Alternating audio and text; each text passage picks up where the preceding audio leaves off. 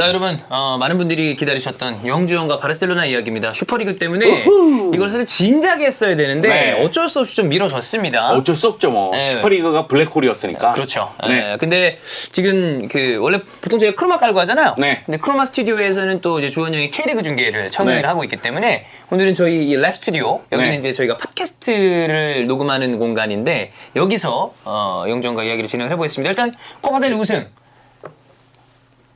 기뻐해 주세요. 야, 빵빠레 넣어줘. 우후. 네. 야, 3년 만에 31번째 코파달라의 우승. 아, 코파달라이라고 그러나요? 네. 로날드 쿠만. 네. 네. 발렌시아에서도 코파델레 우승했었죠. 그렇죠. 네. 맞아요. 자, 그리고 이제 바르셀로나에서도 다시 한번 코파델레 우승. 전체적으로 빌바오를 상대하는 게 쉬운 일은 아닌데 뭐 메시가 맹활약을 하면서 네. 승리를 했습니다. 근데 사실은 이 결승전은 바르셀로나가 12분 사이에 4골을 몰아넣긴 했지만은 맞아요. 처음부터 끝까지 바르셀로나가 압도한 경기였고 최근 빌바오가 안 좋았어. 그러다 보니까 빌바오가 공격 쪽에서 제 역할을 못하면서 바르셀로나를 괴롭히는데 어려움을 겪었고요. 반면에 바르셀로나는 피케가 돌아오면서 더용을 위로 올렸는데 더용이 한 골 2개의 도움. 아주 맹활약을 했죠. 메시가 2골, 그리즈만이 선제골, 알바가 2도움. 네. 완벽했습니다. 아름다운 밤이었어요, 여러분. 근데 지금 물론 아틀레티코 마드리드가 5대0으로 에이바르를 크게 이기면서 네. 약간 침체된 분위기를 살리긴 했지만 코파델레이 일단 우승하고 메시가 맹활약한 것도 굉장히 분위기가 좋은 상황에 리그도 네. 이거 우승을 자력으로 할 수 있는 상황이잖아요. 그렇습니다. 왜냐면은 헤타페하고 레알 마드리드 경기에서 레알 마드리드가 제가 자이반 타이반이라고 얘기했지만 거의 타이죠. 왜냐면은 징계라든가 부상 선수가 너무 많다 보니까 로테이션을 돌릴 수밖에 없었고 그러면서 0대0 무승부를 기록했거든요. 맞아요.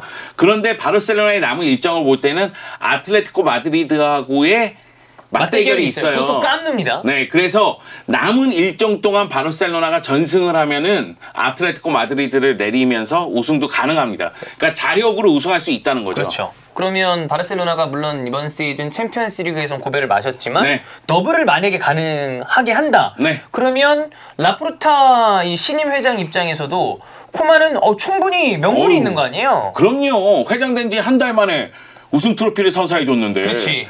그렇기 때문에 분위기가 좀 좋은 상황이고 여기다가 라리가까지 우승한다면 이거는 뭐 더 이상 설명할 필요가 없죠. 쿠만으로 가야죠. 그럼 다음 시즌. 가능성에 대해서 좀 어떻게 보시나요?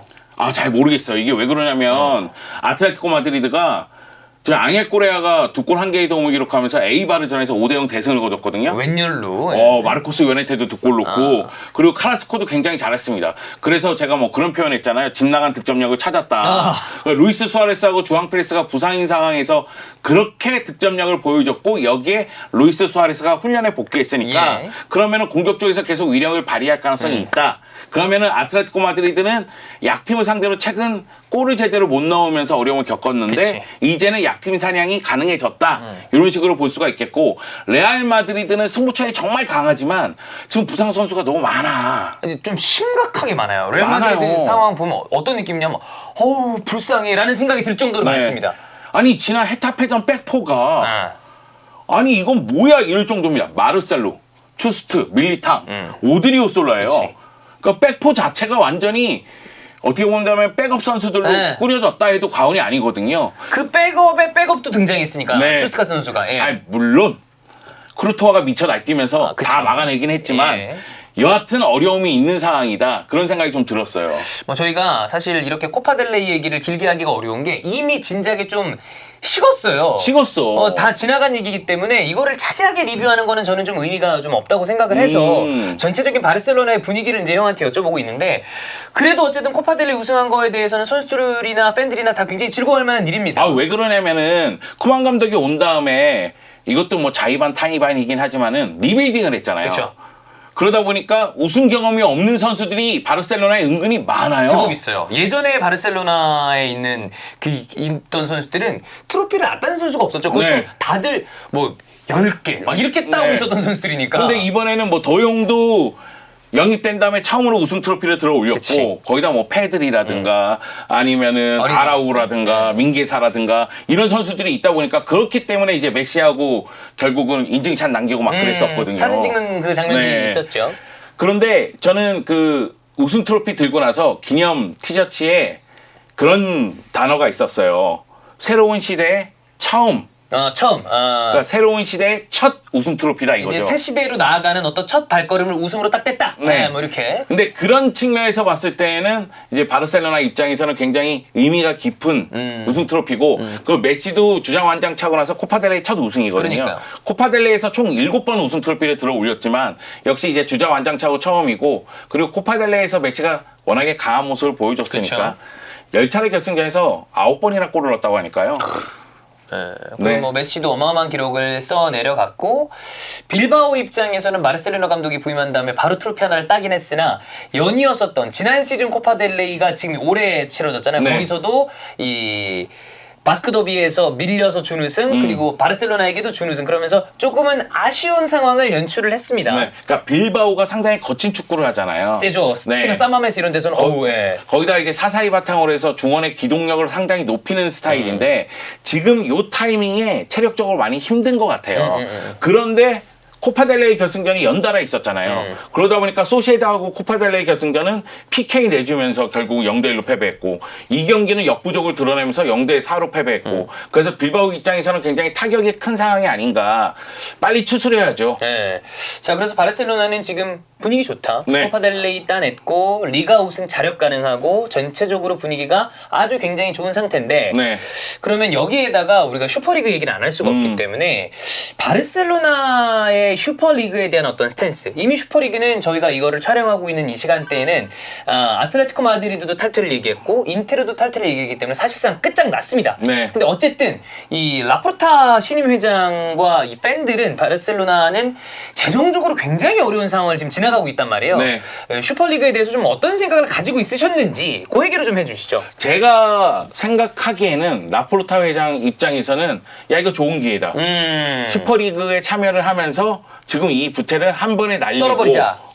그러면은 야 여름에 홀란드도 한번 찔러보고 그러면서 전력을 보강하면서 새로운 팀을 재건할 수 있겠다 이런 생각이 있었을 거예요. 여기다가 라포르타 입장에서는 이게 나름 꽃길인 이유가 바르토메오가 사인했어. 그렇지. 바르토메오가 본인이 마지막에 나가면서 이 슈퍼리그 뭐 관련된 얘기를 하고 나갔단 말이야. 자기가 결정했다고 얘기하고 나갔어요. 그렇지. 그렇기 때문에 바르토메오가 사인하고 나간 길이기 때문에 결국 이게 문제가 됐을 때에도 이건 내가 한 게 아니라. 그렇지. 제가 했어. 나는 아니야. 그리고 보도에 따르면은 일단은 회장이 당선된 다음에 페레스 회장하고 만나가지고 이 슈퍼리그에 대해서 얘기했을 때 그런 얘기를 넣었다고 해요. 소시에오 투표를 통해서 만약에 반대 의견이 많으면 그러면 우린 탈퇴할 수 있다. 같이 가지 못한다.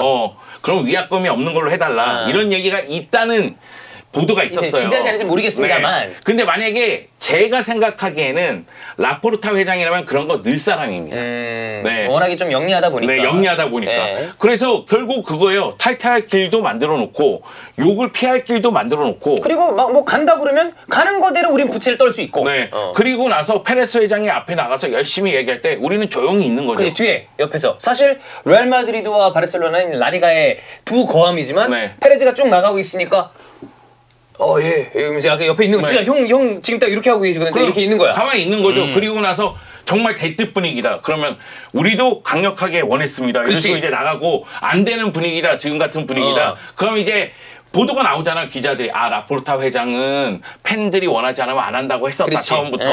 뭐 이런 이제 이야기가 나오기 시작하는 거죠. 그러니까 뭐 이거는 사실 저희가 이러지 않을까라고 예상한 거기 맞아요. 때문에 실제로 이 사람들이 네. 이런 생각을 가지고 있는지는 물론 이제 모르죠. 보도가 어느 게 진실인지 모르니까. 모르니까. 근데 제가 생각하기에는 이 보도가 라포르타의 성향상 가장 잘 어울리지 어울린다. 않겠느냐. 그래서 이제 이런 보도 쪽으로 이제 가면서 이야기를 드리는 거고, 제가 이제 뭐 라포르타 회장 또 직접 악수도 하셨잖아요. 네, 악수도 하고 그랬는데 걔는 나를 안 봤어. 그래도 또 광명 지부장을 줬기 때문에 네. 충분히 어떤 서로 간의 신뢰감은 형성이 돼 있지 않나. 광명 지부장은 내가 얻어낸 거 아니야? 뭐 그것도 인정합니다. 네. 네, 직접. 네, 한국 지부장을 주세요. 한국 지부장 지금 누구죠? 없어요. 모르겠어요. 네. 한국 지부장님께서는 한번 연락 주시기 바라겠습니다. 여하튼 이제 제가 느끼기에는 라포르타 회장은 워낙에 정치적이고 영리한 사람이기 정치인이야. 때문에 항상 이런 쪽에서 일이 있으면 피할 길을 만들어놔요. 그러니까 제가 그 얘기했잖아요. 히든 포커스에서도 바르셀로나 구단 유니폼에 스폰서 이게 사실은 없는 게 전통이기 때문에 그렇죠. 있었을 원래 처음 스폰서 들어온다고 그랬을 때 반발이 있었잖아요. 난리가 났었거든요. 근데 유니세프를 이용하면서 들어왔어요. 그렇지.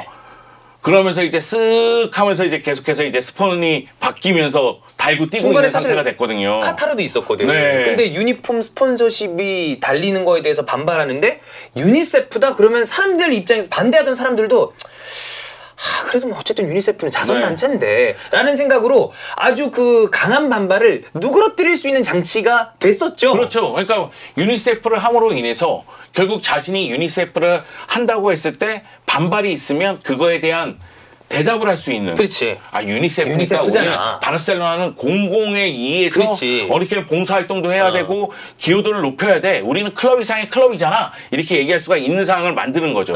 그 사람이 그런 사람입니다. 네. 그렇기 때문에 슈퍼리그에 대해서도 그 사람의 진짜 의중은 알 수 없으나 네. 바르셀로나의 재정적인 상황으로 봤을 때 슈퍼리그가 굉장히 매력적인 카드였겠으나 소시오에 대한 이야기도 있을 수 있을 것이고 지금의 분위기라면 우리도 하지 않는다라고 아마 이야기 될 가능성이 크지 않나. 그러니까 지금 워낙에 부채가 많기 때문에 확 빠져나오는 것보다는 뜨뜻미지근하게 움직이는 것 같아요. 근데 만약의 경우 이제 타이탄할 경우에는 이거에 대한 후폭풍 솔직하게 얘기해서 뭐 프리미어리그 6개 구단, 세리아 3개 구단, 그리고 이제 라리가 3개 구단 모두 이 슈퍼리그가 중단되면서 그 후폭풍은 구단 수뇌부에게 몰리게 돼 있습니다. 그렇겠죠. 그건 어쩔 수 없어요. 책임자를 찾겠죠. 누구야? 네. 누군가는 책임을 질 수 있어요. 그런데 라포르타는 이미 바르토메우 저 새끼라니까 이럴 수 쟤가 있다니까. 했어. 그 다음에 된 사람 아니야. 나는 몰라. 나는 회장 됐더니만 이미 사인이 돼 있던데 그렇지. 이렇게 갈 수 있기 때문에 지금 상황을 좀 지켜봐야 되겠지만은 그 바르토메우 회장이 마지막에 나름대로 헌신을 하는구나. 클럽을 위해서. 라포르타는 그렇게 생각할 겁니다. 그렇습니다. 제가 뭐 요 정도로 정리를 하면 바르셀로나가 코파델레 우승하고 리가 상황이 어떤지 그리고 가장 첨예하게 그리고 어마어마한 뉴스를 생산해냈던 슈퍼리그에 대해서 바르셀로나는 좀 어느 정도 스탠스였는지가 정리가 될 것 같고 네. 제 생각에는 그러니까 페레스 회장이 지금 어디서 이제 술 마시면서 굉장히 괴로워할 거잖아요. 네. 아마도 라포르타는 핸드폰을 꺼놓지 않았을까. 페레스가 전화 아무리 하려고 그래도 전화기가 꺼져 있습니다. 야 너는 파이팅 안 할 거지? 이렇게 물어볼 수 있기 때문에. 고객님의 전화기가 꺼져 있습니다. 네, 그렇습니다. 자, 이 정도 얘기하고 우리가 다음 주부터는 또 일상적인 바르셀로나 이야기를 할 수 있을 것이고 바르셀로나와 관련된 이야기를 할 만한 포인트가 있다면 또 영주원과 함께하도록 하겠습니다. 네. 바르셀로나 분위기 좋아요, 여러분. 꽃길만 가고 있습니다.